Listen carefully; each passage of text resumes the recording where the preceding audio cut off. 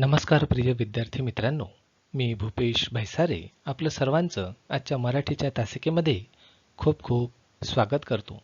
विद्यार्थी मित्रांनो, आज आपण पाठ क्रमांक 28 फुलपाखरू आणि मधमाशी हा पाठ शिकणार आहोत. विद्यार्थी मित्रांनो, फुलपाखरू आणि मधमाशी हा पाठ फुलपाखरू आणि मधमाशी या दोघांमधला संवाद आहे. या पाठामध्ये फुलपाखरू आणि मधमाशी दोघेही एकमेकांच्या कार्याचा गौरव करतात, प्रशंसा करतात. चला तर मग आपण हा पाठ शिकूया. सकाळी बागेत एक फुलपाखरू स्वच्छंदपणे फिरत आहे. एक मधमाशी त्याच्याजवळ येते. सवेरे बगीचे में एक तितली उड़ रही होती है. तभी एक मधुमक्खी उसके पास में आती है और दोनों में संवाद शुरू होता है. फुलपाखरू म्हणते, काय ग मधु, इतक्या घाईनं कुठे चाललीस? मधु कहती है, अरे मध गोळा करायला. तितली मधुमक्खी से पूछती है कि मधु, तुम इतनी जल्दी जल्दी कहाँ जा रही हो? मधुमक्खी कहती है, शहद इकट्ठा करने के लिए जा रही हूँ. फुलपाखरू म्हणते, थांब ना जरा, बघ आजची सकाळ किती सुंदर आहे.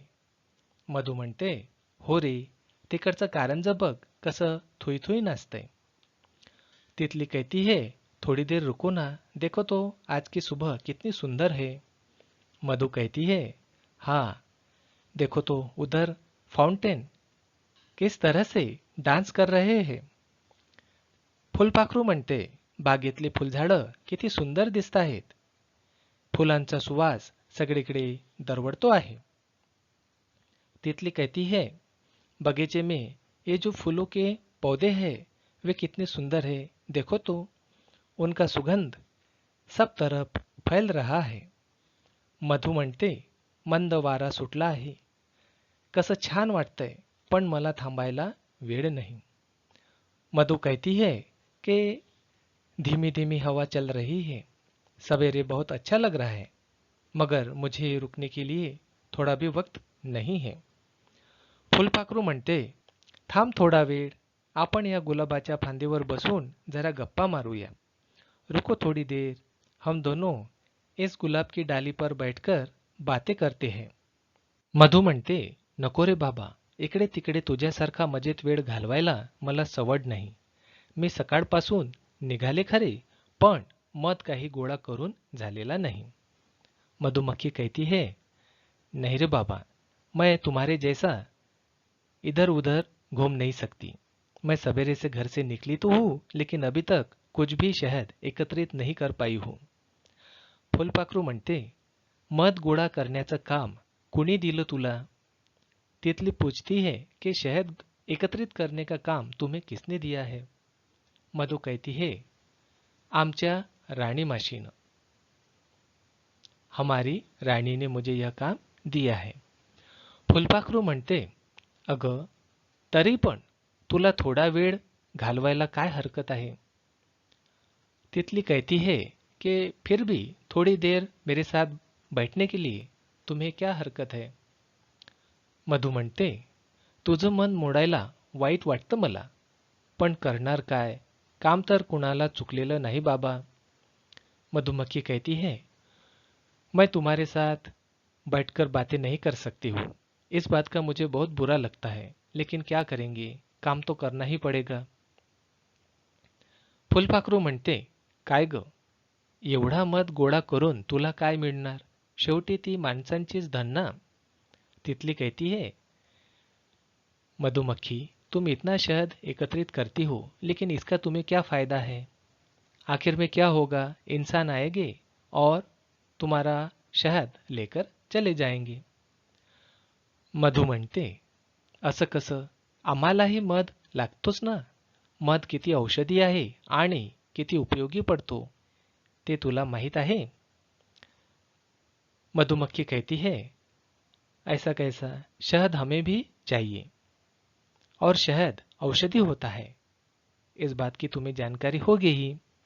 फुलपाखरू म्हणते, हो, मधात औषधी गुण असतात, हे खरं आहे का ग? तितली पूछती है, सच में शहद में औषधि गुण होते हैं क्या? मधु म्हणते, अरे मध हा औषधीच है। मधुमक्खी कहती है कि शहद यानी क्या, वो एक तरह का औषध ही है। फुलपाखरू म्हणते, मध मला खूप आवडतो, पण माझ्याशी गप्पा मारायला तुला वेळ नाही, हे मात्र मला बिल्कुल आवडत नहीं।